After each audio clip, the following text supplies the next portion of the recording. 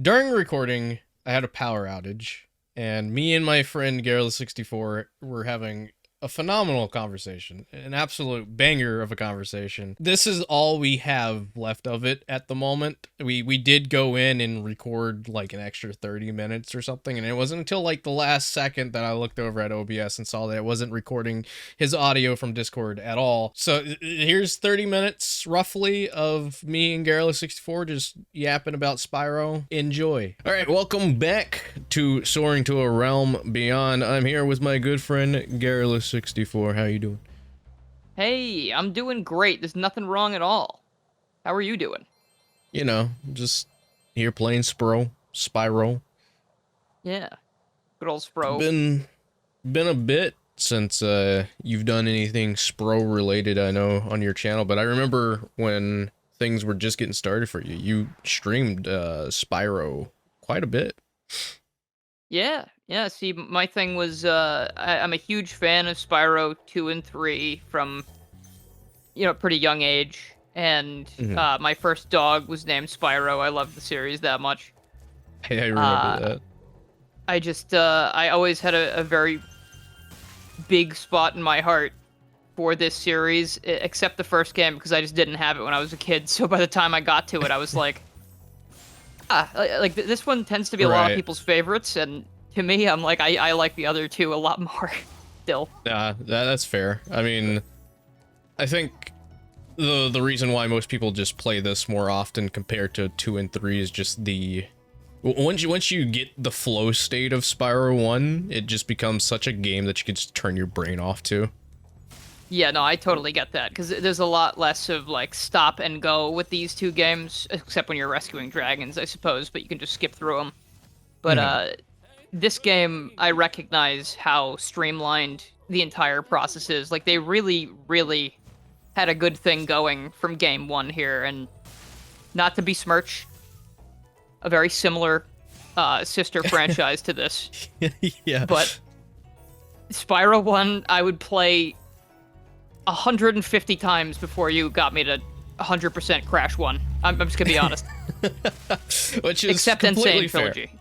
The Insane Trilogy Crash 1 is really, really good. I like that game a lot. But the original Crash 1, no thank you. This game, however, very good. Which is very interesting, I guess, coming from a Spyro first kind of player, looking on those two franchises, because I know that there's a lot of people in the Crash fan base that prefer the original compared to Insane Trilogy because of the weird collision issues that game sometimes throws at them. Yeah, no, I can at least understand that. I have had times in all of those games where I land on a platform and slip off of it because of the pill-shaped hitbox that Crash has. Yeah. It is a little frustrating, but at the same time, I see that as a much better alternative to everything else that Crash 1 on PS1 throws at you. No, that's completely fair. I mean, I think in recent interviews, it's been said best that Crash is the more challenging platformer, whereas Spyro should be more the laid back kind of approach to challenge. You know, you can have some challenge with Spyro, but like Crash is the challenge. Yeah. It's almost like a Dark Souls of platformers or something like that. I might have just come up with that.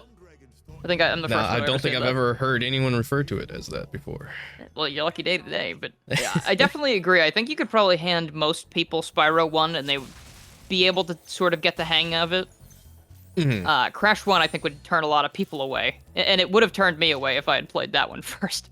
And I do think it does turn people away. I've told people this that have tried to play Crash or get into Crash, and they're like, oh yeah, I played the first one, and it just wasn't for me. And I was just like, well, personally, if you're getting into Crash Bandicoot, I know this is about Spyro, but we're on Crash. 3 is the one that I'd recommend everyone start with, just because it is the game that holds you the most out of all the trilogy. 3 is... It's almost a little too handholdy sometimes, I would say. But like, I think I started with Crash 2, and that's still, I think, my favorite one. And then Warped is right behind that. But yeah, back to talk about Spyro, I guess. You mentioned I streamed him a lot back in the day. Yeah. I remember your OC. Was it your OC or your community's Oh fan-made yeah, OC syrup?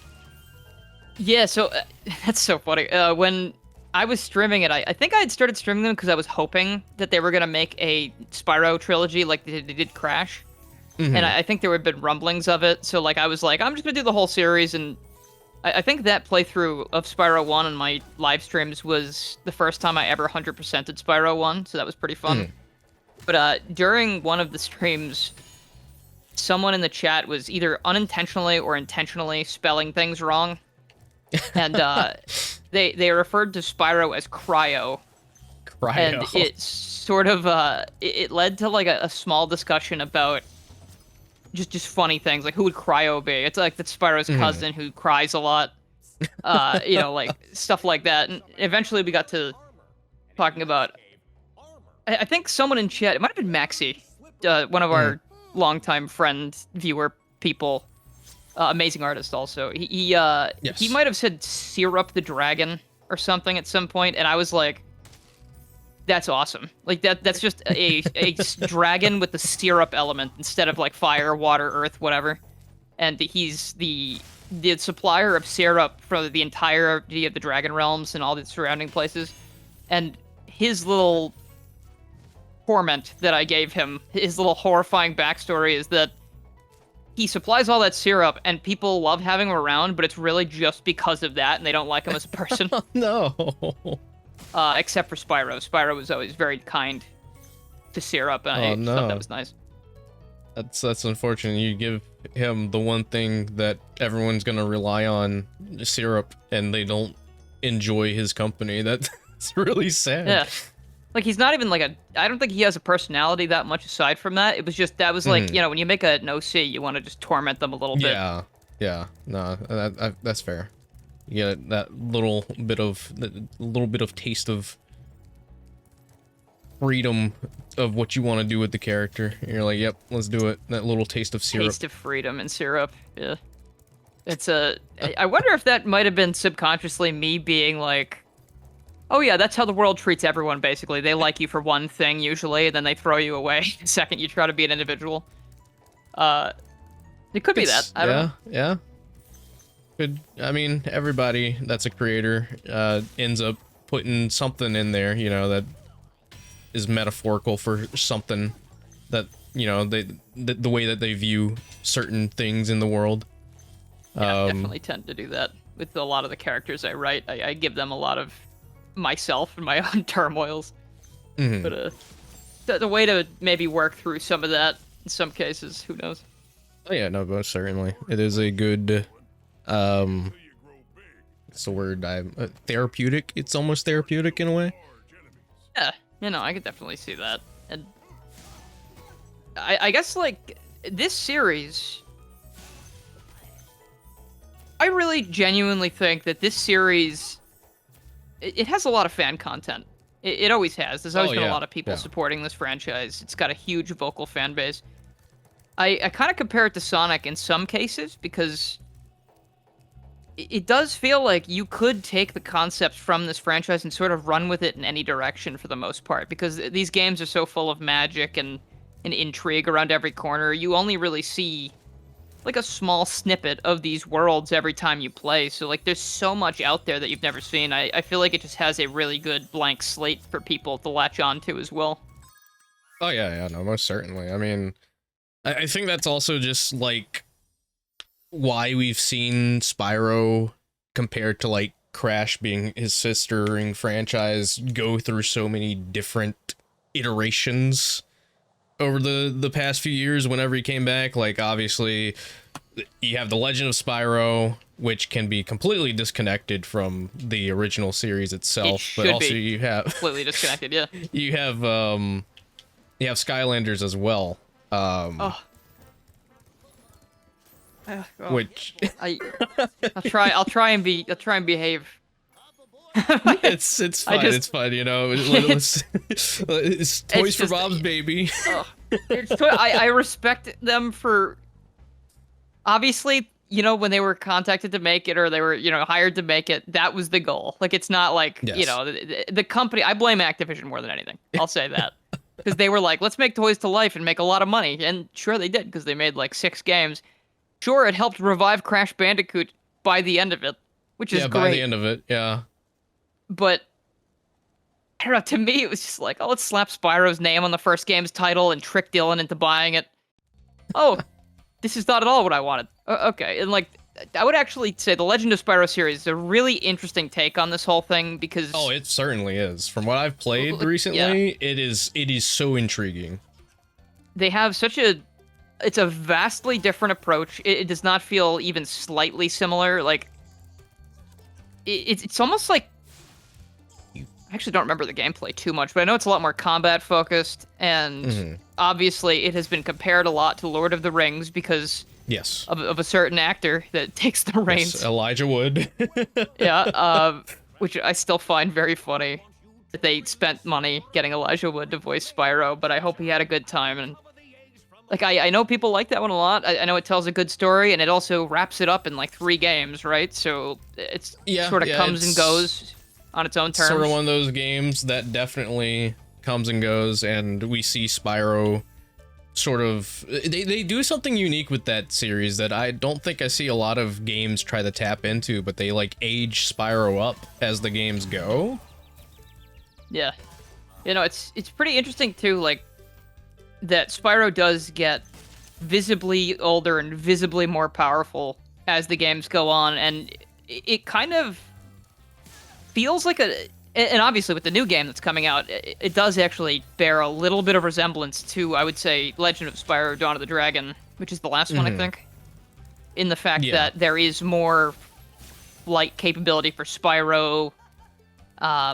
So far, that's all I know, but it did remind me of like the more open nature and flying around that world. And I will say, like, despite being a diehard fan of these classic games and the GBA games to some degree, I didn't love how they played on the D-pad. Like, it felt a little awkward here and there, but Dawn of the Dragon, I have to at least say, like, that game has stuck with me for a very long time. Like, I remember specific moments from it to this day, and I've only ever played through it one time. Like, Cinder is an awesome character. I like that she gets fleshed out throughout those 3 games as well. She's a great player 2 character, or like a good co-op character for Spyro to have in that last game. And their whole story, like, even like the last moments they have, you know, before they get frozen in the amber or whatever it is, it is always kind of giving me chills. But then we get the Reignited trilogy and everything is nice again, and I am very much looking forward to the next game. But I actually wanted to talk to you a bit about the level design specifically, because obviously we don't know a ton of stuff yet. Toys for Bob have mentioned a few things about the game in its current state, how it works. Like, it's not technically free flight, it's more momentum based. You're gonna have to keep it up, and you know, you can't just fly around and no clip around the map.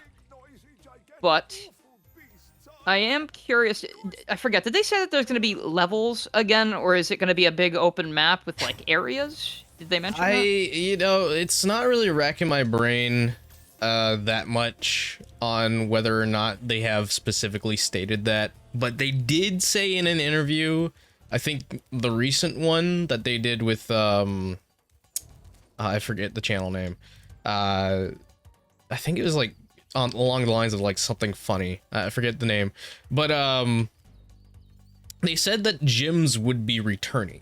So I would imagine that in some capacity that the game is going to have levels. Collectathon based in some way, thankfully.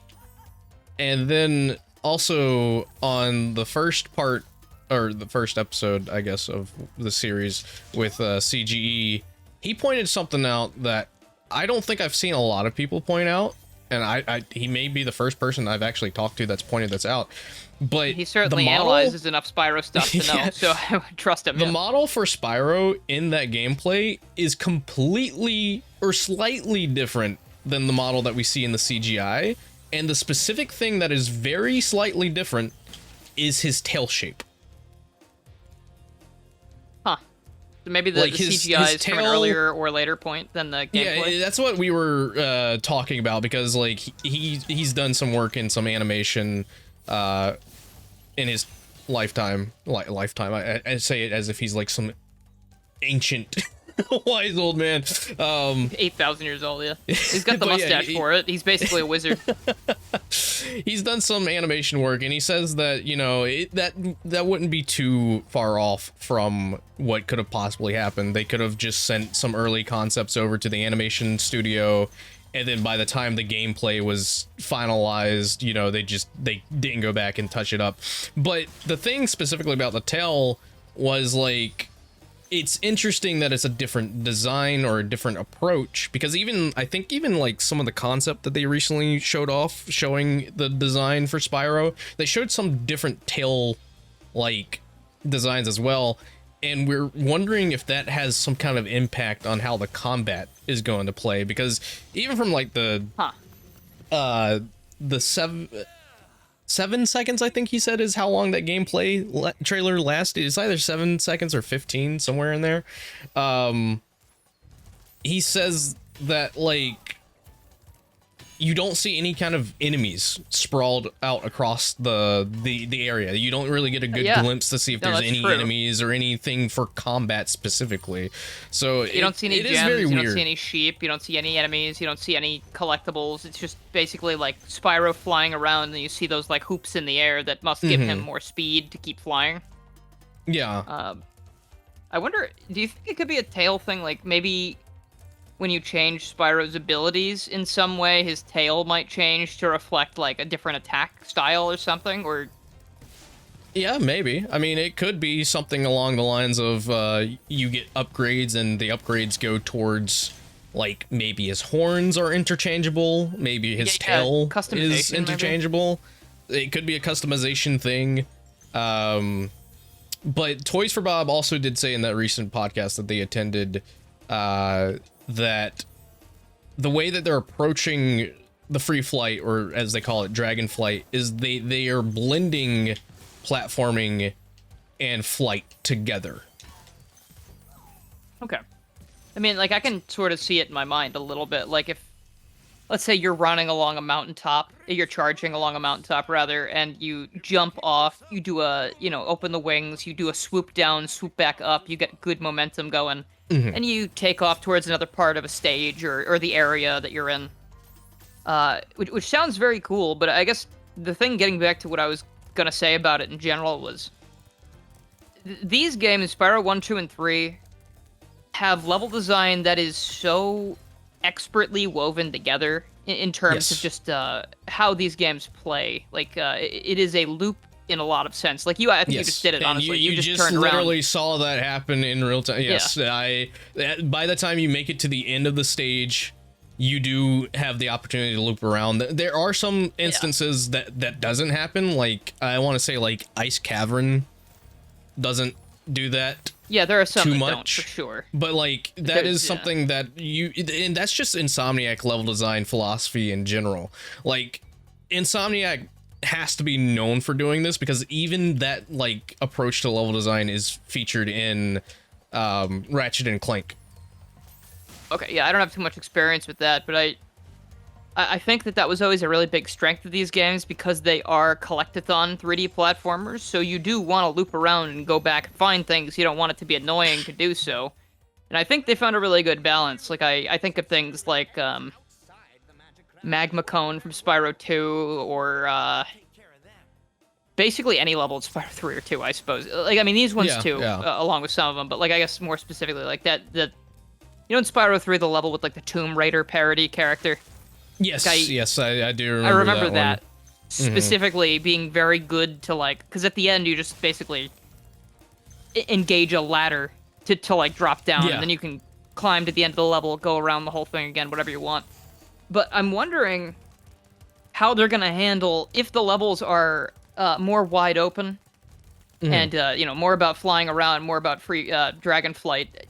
I wonder if that is going to be a big deviation from this trilogy. And it's not a bad thing if it is, but, like, these games are so just expertly put together in that sense that it makes me think about how it's gonna feel if that game, the new game, is much more open. Is it gonna? I really hope it doesn't feel aimless. I hope there's plenty of stuff to do. I hope that there's like a lot of things all over the place, like you said, gems to find or other collectibles to pick up in little nooks and crannies.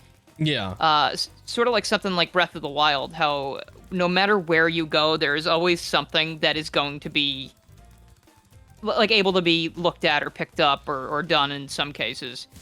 Yeah. No, I get what you mean. It makes me curious because like I love how these games do it, and I will feel like it is a little bit sad if it is a huge departure in the sense of like level design's completely different and objectives are completely different. Like it's not meant to be Spyro 4. They're not calling it that. And ever since they said we didn't want to call it Spyro 4, I've been thinking about how Crash 4 probably should have just been called Crash Bandicoot It's About Time instead of Crash 4.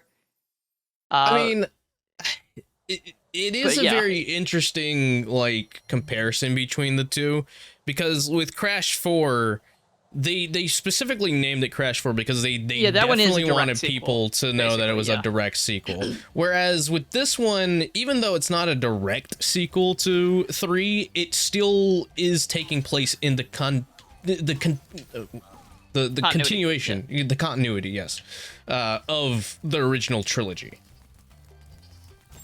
Yeah, it's very interesting. There's a lot to think about, and I know they're gonna knock it out of the park because they did the Insane Trilogy. Or sorry, wait, who did the Insane Trilogy? The Insane Trilogy was Vicarious, and I think I think Toys for Bob landed some help on that like Future Frenzy level that they did, like that new it's been so level. long since that came out, I completely forgot. But yeah, like so I mean, obviously Toys for Bob did Crash 4 and it's amazing. They did the Insane Trilogy and it's amazing, aside from the fact that Activision didn't give them enough time to work on the whole thing. Yeah. I'm just gonna be bitter about that for the rest of my life, I think. No, that's I don't fair. know when we're gonna get another remake. Thing to be bitter about, because like again, whenever it comes to these games and just Activision in general, it's been rough. It has definitely been rough. Yeah, games are perfectly playable, but like, and this game, Spyro 1 is like, this is a gorgeous, amazing reimagining of this game. In a lot of ways. Like I am in love with all the different dragon designs. I love the colors. I love basically everything about this game.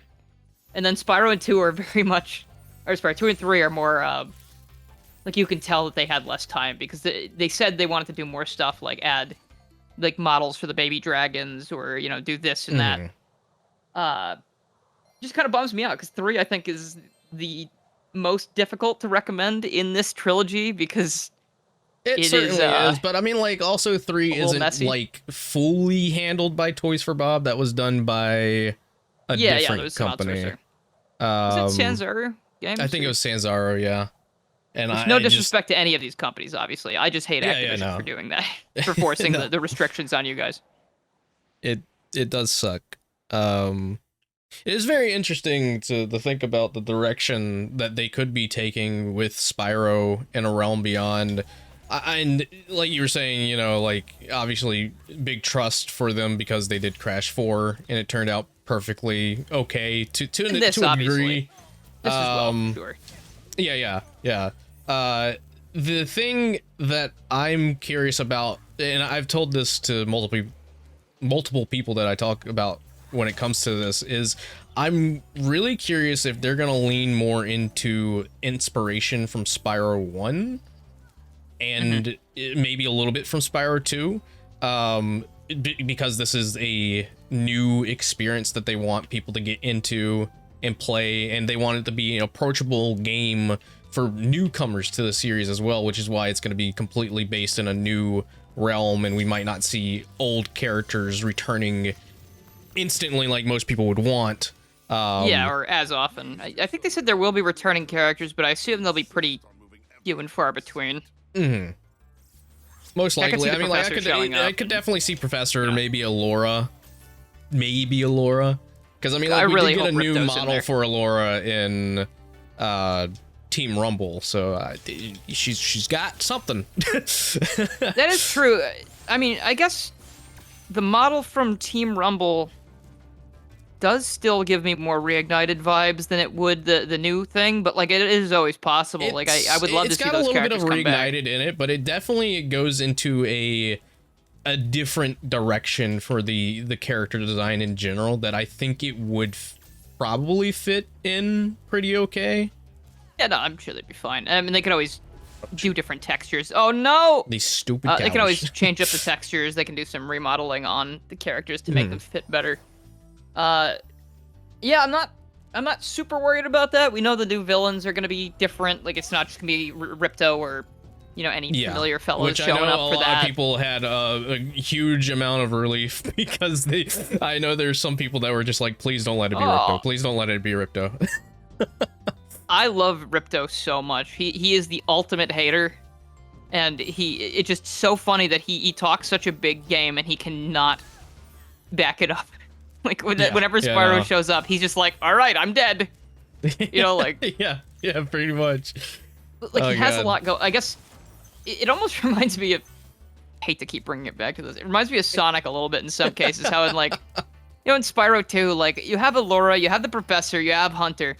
They're all mostly capable. In Hunter's case, he's a little bit less capable, but he does kind of grow as a character over time. But it's funny that, like, they can do all these things. The Professor's a genius. Allura is extremely competent, and she's very, well-spoken about whatever she's talking about. And as soon as Ripto shows up, they're like, okay, I guess this is it. This is all there is now. And then Spyro... I mean, they summon Spyro to the realm, so they need help, which makes sense. But it reminds me of, like, things like Sonic Forces or whatever, where the second Sonic's off the team, everyone's just like, okay, we're dead. Yeah, that's fair. It's like if Ripto does not have a direct adversary that can challenge him, or that... I think it's almost like... Spyro being a dragon specifically set Ripto off so bad that he just started making a bunch of bad, stupid mistakes.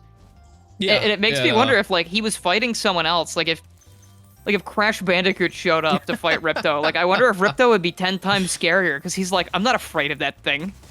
Like, why would I be afraid of that guy? I'm sure, but, like, also in Spyro's case, I think it's unique because Spyro, and I'm sure they're gonna expand on this more in the lore, and that's another thing that I'm super, like, excited about with this new game. I want to see how they're gonna expand the lore a bit, but we know in other iterations of Spyro, they make it a point to point out that Spyro is a purple dragon. And so there's just something very special and very unique about him being a purple dragon. So it makes me wonder what kind of dragons Ripto usually went up against compared to Spyro, because Spyro definitely is like the dragon you don't want to, mess with. You don't, if you're going to mess with any dragon, you don't want to mess with Spyro.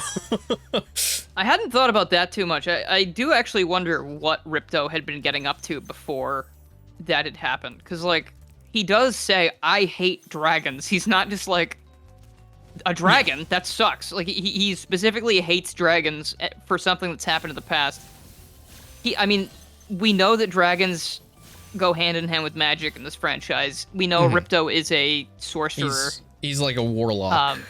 Or a warlock is a better way to put it, yeah. And, honestly, I would love to see that explored in some case. Like, if they were going to include legacy characters, like, give us some, like, flashback stuff where you could, like, see Ripto's story or play as him or something, and, like, some side stuff. I think that'd be interesting. It's so fun. And the purple dragon thing... Would love to see like a Crash Twinsanity kind of thing where they're forced to work together. Oh, absolutely. Because that would be so funny. Because Ripto would be furious the whole time. Yeah, he would not like it one bit. But the purple dragon thing's so interesting because we don't see any other purple dragons in this entire first 3 games. Every other dragon you see is like this, bipedal, weirdo old man looking dragon. They're already like really old. It makes you wonder, because in Legend of Spyro, I'm pretty sure, and you just played it, so I'm sure you can back this up if it's wrong, but I'm pretty sure they say that, like, every 100 or 1,000 years a purple dragon is born, or something like that. So I know what you're talking. Yeah, it's along those lines. The purple dragons are very, very rare. Yeah, so and then again, correct me if I'm wrong, but isn't one of the villains in Legend of Spyro a purple dragon? Isn't Malfoy like a... I think was he a purple I'm dragon? not so much certain about Malfoy being a purple dragon because I haven't gotten that far in, but I know Cinder is a purple dragon and Malfoy used her as like sort of a vessel in the first game. Yeah. And so yeah, it's and that actually it's not like an odd concept to go for an evil purple dragon either, because even in the DS game, what is the DS? It's like Shadow Legacy. Shadow Legacy. The main villain, the main antagonist, is a purple dragon. Yeah, what a cool idea that game was, but oh goodness. You know, you gosh. can't get me to play that game. Nothing can. It's unfortunate. I really tried, and I was like, nope.